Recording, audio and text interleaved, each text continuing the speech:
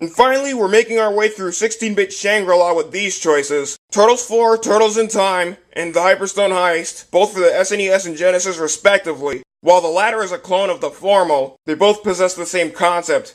And let's not forget about Tournament Fighters for Genesis. I mean, sure, there's an NES and SNES version, which by the way are way better than what we're about to look at soon. Time to wrap them all the hell up with a clean slate.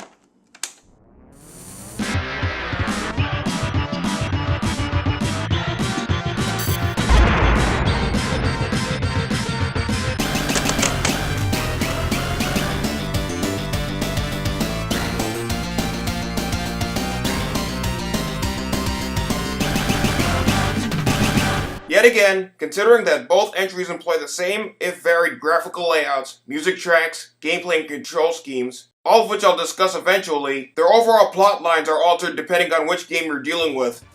For Turtles in Time, the second arcade installment, otherwise ported here on the SNES as the fourth entry, obviously. During yet another one of April's usual reports, Krang flies in stealing the frickin' Statue of Liberty of all things, appeasing Shred Dick's wishes.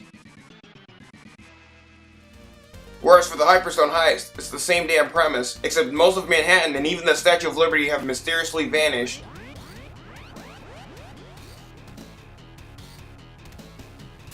Thus being reincarnated as a rare, pristine Dimension X gem, the Hyperstone, which Shredder intends to utilize as part of his intentions to once again conquer our beloved planet. And, as we could have guessed, it's up to the Four to kick even more god-fucking damn shell than ever! Hence the former mentioned title. Leo, Raph, Mikey, and Donnie are hell-bent on traveling through time, even as they're taking their fights within the Big Apple like they always do. As for the latter, as Riley Sky 100 to Betancourt would say, but that's not in this game, oh hell no! Just like the second and third installments on the NES, concerning the gameplay and controls of both entries, you can pick between one of the four. And must I mention the Far Cry variable attack power / range / movement speed attributes between them? The usual attack routines have returned, a millionfold no less. Your Turtles' attacks can be chained one button push after another, and their respective differentiating super special techniques, pulled off simply by pushing either a jump attack button combo simultaneously, and or a different separate button depending on the configuration set in the option screen, in the case of Turtles in Time that is. They have all underwent a complete overhaul from both the previous arcade game and Manhattan Project entries. Leo's got a 1-foot tornado swipe, Raph's got a 360-degree spin kick, Mikey's got a leap of faith kamikaze attack nunchaku lunge, and Donnie's got a power dash kick. And just like in the latter mentioned previous entry, those very attacks use up a pint of your energy. They can even dash by either pushing a certain button, in the case of the Hyperstone Heist that is, or tapping twice and or holding down a horizontal direction key depending on the player dash mode set in the option screen, in the case of Turtles in Time, either auto or manual respectively. And at times, adding an attack scheme at the very end, either jumping and attacking after dashing or just flat out attacking. Aside from the traditional jumps, for projectile and hazard evasion, obviously, and jump kicks, various mid-air attacks can be performed depending on your timing, early or late. In addition, there's even a back attack feature where your turtle can perform any offensive from behind any enemy, either enabled or disabled via the option screen in both installments. Going back to the attack chaining, your turtle can perform either a multi-slam or have him throw the enemy to the very front of the screen, which you can only do in Turtles in Time, but not the Hyperstone Heist, oh fuck no. The usual environmental distractions, weapons, and hazards have returned, but with newer ones thrown into the mix. Pterodactyls dropping boulders, rampaging T-Rex, even one with a foot soldier riding on it, and spiked orbs and such. And so have the typical energy refills in forms of the pizza, obviously, this time boxed. Hell, there's even a new type of power-up which lasts for a temporary period as your turtle takes out every tough swarm of enemies, hence the following line. For extra lives, they're awarded as ever by scoring 200 points, just like in the last few entries. Whereas in the Hyperstone Heist, the first extra life is awarded by scoring 100 points, and every 200 points thereafter. For example, 300, 500, 700, 900, going all the way down. Must I also mention the return of the usual enemies yet again? Except this time around they make even the Mad Gear Gang from Final Fight look like a class of 3rd graders. As always, the multicolored foot soldiers, mixed with newer ones, especially those aqua-green bow and arrow foots from Skull and Crossbones. The usual blue foots, this time with tuning forks, and sometimes swords, and even red foots armed with chain sides, also known as Kusari Gama, and various other projectiles and melee weapons and tactics depending on their color. Pinkfoots, while in the Hyperstone Heist they're gray, that block, but you can dash into in order to break off their guarding tactics. The Stone Warriors, some unarmed, others with construction beams and or machine guns and electric rays. Roadkill Rodneys, Mousers, Robot Walkers, Pizza Monsters, and of course, here's the total shot of the canon no-brainer, which I'll get to considering the differentiating game links. For Turtles in Time, there's 10 stages, half of which are in present-day New York, the other half through time from the Stone Age through the Pirate and Cowboy ages, and all the way into the future, whereas for the Hyperstone Heist, there's 5 stages consisting of 3 sections, except for Stage 4 where you fight the first 3 bosses yet again, except they're even more resolute than before, complete with a palette swap. The frequent bastard veteran bosses, and as we'd expect, mixed with newer ones. Baxter Stockman in both his traditional fly and human forms, in both Turtles in Time and Hyperstone Heist respectively. Metalhead, Rat King, Slash, replacing Cement Man in the original arcade for prehistoric Turtlesaurus. That Gator Gimp-tard Leatherhead. Krang, first as a hazard in Stage 1, minus the "Prepare to Die" line from the arcade version, and twice as a boss in both Neon Knight Riders and Starbase where no turtle has gone before. And see, what did I tell you? Token Razor from the Secret of the Ooze are back, and as I mentioned in my review of the Manhattan Project, they appear not only in this port, but in the original arcade version, in the pirate-themed Skull and Crossbones stage. They appear at the end, except for the SNES version, where they're replaced by Bebop and Rocksteady. Hell, even Tatsu from the first 2 live-action films, portrayed by Toshishiro Obata and dubbed over by Michael McConaughey, makes an appearance, but only in the Hyperstone Heist. And let's not get ourselves started with Shredder and Super Shredder, the latter of who reappears in the Hyperstone Heist. Both in a machine, in which case you have to throw 9 of his foot bags to the front in order to fuck his shit up. And holy hell, what a total overhaul he's underwent from the Manhattan Project. You really have to pay attention to the color of his attack aura. He'll either cast ice, fire, and or a reverse mutation projectile, which is a fully guaranteed instant life loss. And, as one could have guessed, this is where the next subject comes into play. Challenge-wise, aside from, once again, taking out as many douchebag enemies in your way as possible and evading and countering the customary perilous as fuck hazards, even on hard mode, which, by the way, is the only way to see the true ending, just like in Contra 3 The Alien Wars, released the same motherfucking year, except maybe in the Hyperstone Heist. The aforestated bosses will, as ever, flat out leave your ass in endless melancholy, grief, torment, ad infinitum, ad nauseum, if your attack and defense tactics aren't on the ball every goddamn second. For Turtles in Time, you only get 3, 5, and or 7 lives, depending on the setting in the options menu, or as one could have guessed, 10 using the famous Contra code at the title screen via the second controller, with the cursor marked on the option choice, and either 3, 4, or 5 continues depending on the difficulty setting, easy, normal, and or hard respectively. Atomic Robo Kid much? Whereas for the Hyperstone Heist, you only get 3, 4, and or 5 lives, and 1, 3, and or 5 continues, or vice versa. But depending on your efforts, they'll either be used up more gradually than before, like the other Turtles games mentioned, or as instantaneously as a lifetime supply of frozen or directly delivered pizzas. Graphically for both games, Turtles in Time and Hyperstone Heist are nothing short of scintillating in terms of the overall presentation they each have to offer. The usual character animations, likenesses, cutscenes, stage designs, more improved this time around. They don't disappoint a damn bit. Jeez crow, even during the 16-bit era, Konami wasn't fucking around as always, presenting us with its ever so distinctive background layers and scrolling elements that'll leave you on the edge of your seat like never the fuck before. And before I forget, you can actually pick between one of 2 coloring types for your turtles. Anime, based on the Murakami Wolf Swenson animated series, or comic, based on the even darker Eastman, Laird, and Dooney comics. Seriously, even after all these years, how the hell can any Turtle fan, yours truly included, go wrong with eye-pleasing visuals like these? They both outdo the previous 2 NES entries by leaps and bounds. And to top it all off, here's my set of unforgettable moments from both games to see if they ring any bells.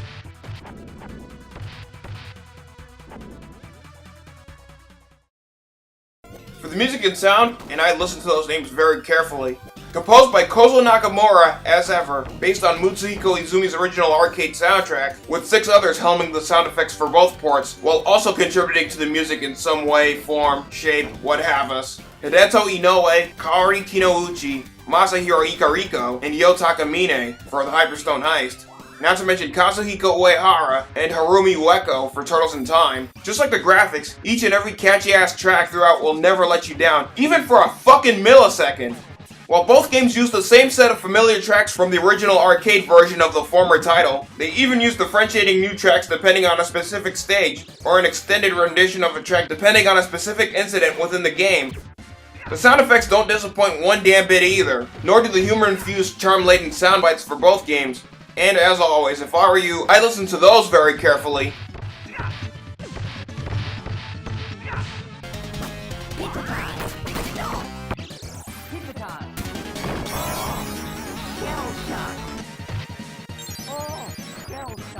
And what's even more amazing, if I had to pick my top 5 favorites, here they are as follows. Alley Cat Blues, the second stage in Turtles in Time, which is also heard in the Hyperstone Heist, Area 2 of Stage 1, the Technodrome's Elevator Mini-Stage, heard in Stage 4, Area 2 of Turtles in Time, and even Area 2 of the final stage in Hyperstone Heist, Neon Knight Rider, Stage 8 in Turtles in Time, Bury My Shell at Wounded Knee, the stage before it, with some westernized hints of Sunset Riders applied within it, and finally the boss theme for each and every single boss, except for the Super Shredder, and well, that's pretty much the tip of the iceberg. And finally, for both Turtles in Time and Hyperstone Heist replayability, need I say any more about the lasting appeal of both titles? Other than the 2 extra modes included in the former mentioned title, namely the time trial mode, where you participate in one of 4 courses composed of 3 randomized stages based on the actual game, taking out as many enemies as possible within a certain time limit, and the versus mode, where you duke it out as one of the 4 and fight off against the other. And you can even perform a defensive head duck tactic here, unlike in the actual game, 1 player or 2 players. Both entries are thrilled to have and or play time and time again on their respective consoles, and are well worth your time and money. Bottom line, and once again, just like its 2 previous NES installments, with the exception of each title's preceding variety of attributes, the customary variety of tactical strategies, the appearance of various familiar, if obscure at times, bosses, ad infinitum, ad nauseum, etc. They'll definitely leave you with the most satisfying air of excitement like never before, and you'll be begging to come back for more regarding both titles. So if I were you, I wouldn't so much as pass up either of them, if both.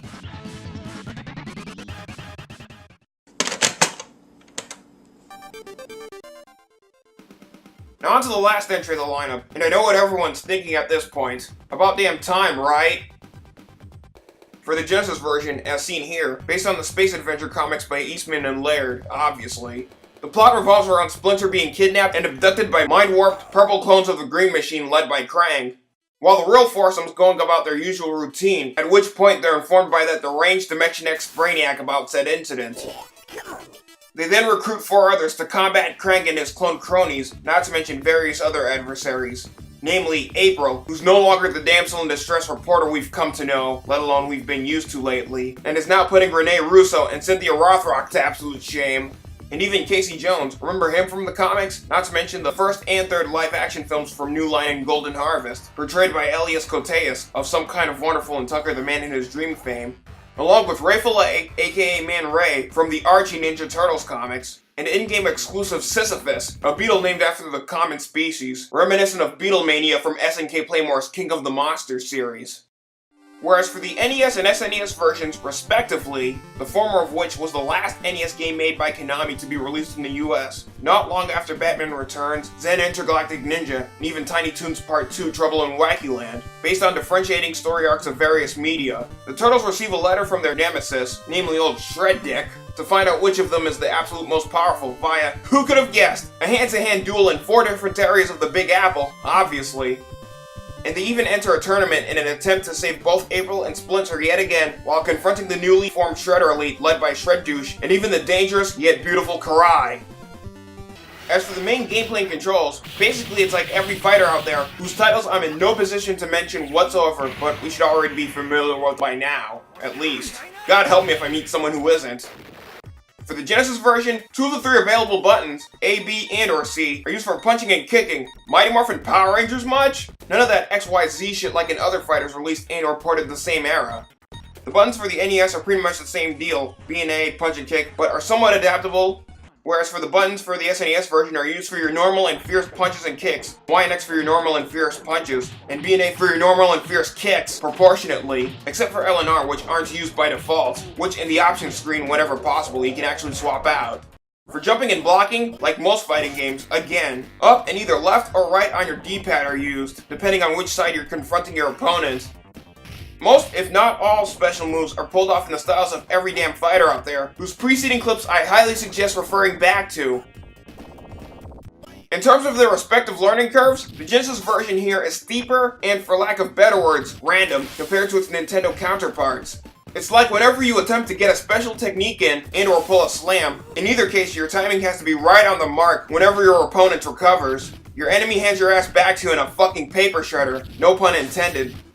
Also, the depth for various techniques is lacking, as are the availability of linking attacks when you're only stuck with 2 buttons. Whereas for the NES and SNES versions, the learning curves are actually either more or less of a nightmare, depending on how you look at it, if in the case of the SNES version, not so much.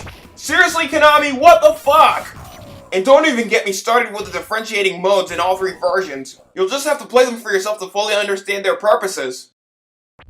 As far as challenge, please refer back to the learning curve statement I've made earlier, because there's no way in hell I'm repeating myself. Oh fuck no.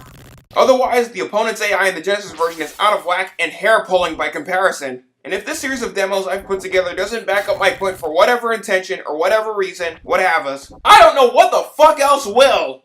In addition, I might be wrong here, but for all 3 versions, unlike maybe other fighters out there, you only get a number of limited continues.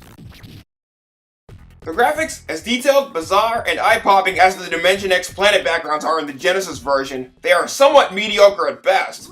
Although most of the characters are lively and battle-ready as we'd expect, in reality, they're like nothing more than frail-ass paperweights that'll crumble and deteriorate due to the atrocious, half-assed control scheme.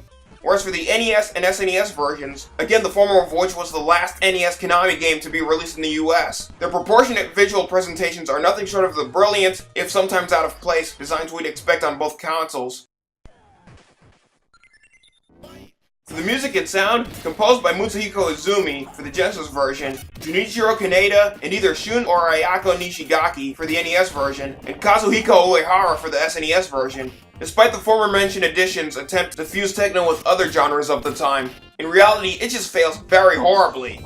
The latter 2 additions, however, are way stronger and more diverse, and are definitely up to par with the graphics, that's for sure.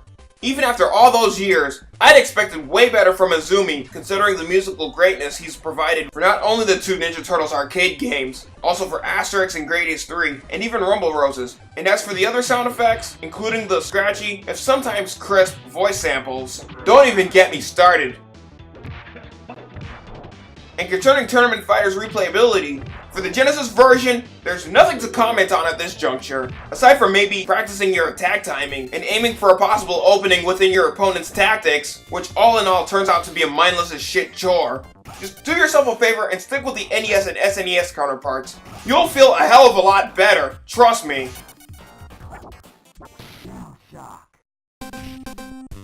So my overall final verdict on the whole Turtles game lineup, I was gonna say, if you consider yourself to be a die-hard Turtles fan, yakety schmackety, ad infinitum, ad nauseum. But then again, why not initiate a true finishing approach? Despite the myriad of cons I've pointed out for each individual game, they're still enjoyable as all hell even to this day, and are light years better than most of the other Ninja Turtles games released afterward.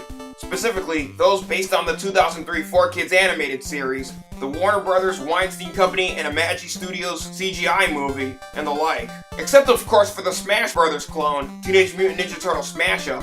Do yourself a favor and sniff out each and every entry shown here, but yet again, whatever you do, avoid the Teenage Mutant Ninja Turtles Tournament Fighters Genesis entry like the Ebola virus. Considering how serious that disease is, this will be the last joke I make ever. If either of them are watching this, a humble yet belated happy birthday to the 2 Heathers, Mac from the local indie hip-hop duo Solo Sax, and Heather Young, an old accomplice I used to know back in my childhood. Cowabunga forever, fellow Turtle fans and retro gamers worldwide, and until then, this is the Hardcore Retro God signing the hell off.